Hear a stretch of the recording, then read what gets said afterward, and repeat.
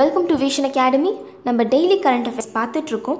இன்றைக்கான current affairs Tamil, date 9th March 2019. முதல்ல நம்ம பார்க்க போகிறது தமிழக நிகழ்வுகள்.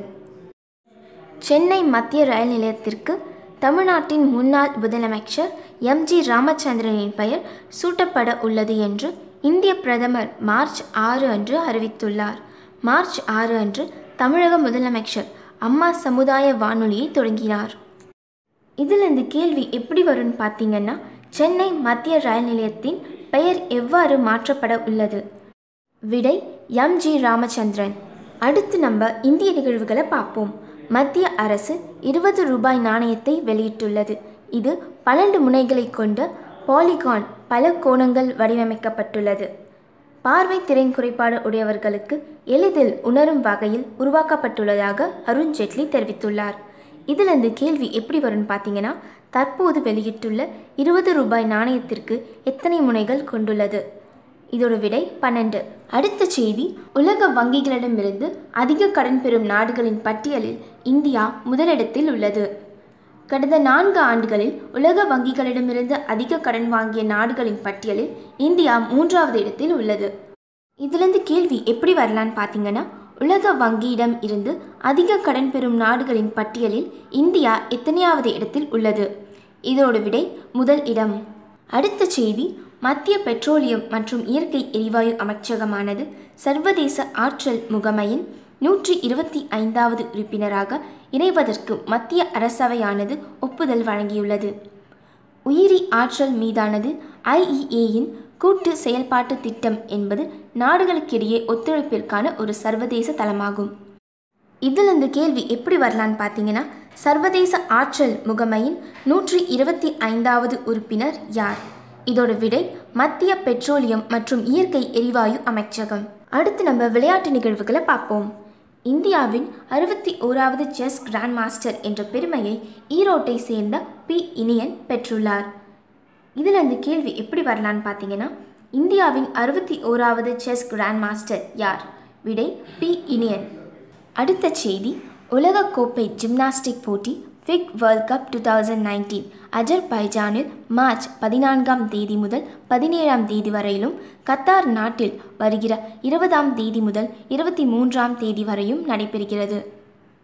இதில் இந்த கேள்வி எப்படி வரலான்னு பார்த்தீங்கன்னா, உலகக்கோப்பை ஜிம்னாஸ்டிக் போட்டி 2019 எங்கு நடைபெற உள்ளது? இதோட விடை அஜர்பைஜான், கத்தார். அடுத்த செய்தி, 2019ஆம் ஆண்டின் மெக்சிகன் ஓப்பன் போட்டியானது மெக்சிகோவின் பிரின்சஸ் முண்டே இம்பீரியலில் நடைபெற்றது. ஆண்களுக்கான ஒற்றையர் இறுதிப் போட்டியில் ஆஸ்திரேலியாவை சேர்ந்த நிக்கோ கிரியோஸ் ஜெர்மனியை சேர்ந்த அலெக்சாண்டர் ஜெவ்ரேவை வீழ்த்தி தனது வாழ்நாளின் 5வது APT பட்டத்தை வென்றார். இதில் இந்த கேள்வி எப்படி வரும்னு பார்த்தீங்கன்னா, 2019ஆம் ஆண்டில் மெக்சிகோ ஓப்பன் போட்டியானது எங்கு நடைபெற்றது? இதோட விடை பிரான்ஸ் முண்டே இம்பீரியல், மெக்சிகோ. அடுத்து நம்ம விருதுகளை பார்ப்போம். சர்வதேச மகளிர் தினத்தை முன்னிட்டு டெல்லியில் இந்தியாவை சேர்ந்த 44 பெண் சாதனையாளர்களுக்கு நாரி சக்தி புரஸ்கர் விருது வழங்கப்பட்டது. இதில் இந்த கேள்வி எப்படி வரலான்னு பார்த்தீங்கன்னா, நாரி சக்தி புரஸ்கர் விருது எத்தனை பெண் சாதனையாளர்களுக்கு வழங்கப்பட்டுள்ளது? விடை 44. அடுத்து நம்ம நியமனங்களை பார்ப்போம். ஐநா வளர்ச்சி திட்டத்தின் UNDP நல்லெண்ண தூதராக பத்மலக்ஷ்மி நியமிக்கப்பட்டுள்ளார். இதில் இந்த கேள்வி எப்படி வரலான்னு பார்த்தீங்கன்னா, ஐநா வளர்ச்சி திட்டத்தின் UNDP நல்லெண்ண தூதராக நியமிக்கப்பட்டுள்ளவர் யார்? இதோட விடை பத்மலக்ஷ்மி. அடுத்த செய்தி, பொருளாதார விவகாரத்துறை செயலாளராக இருந்து வரும் சுபாஷ் சந்திர கார்க் தற்போது மத்திய நிதித்துறை செயலாளராக நியமிக்கப்பட்டுள்ளார்.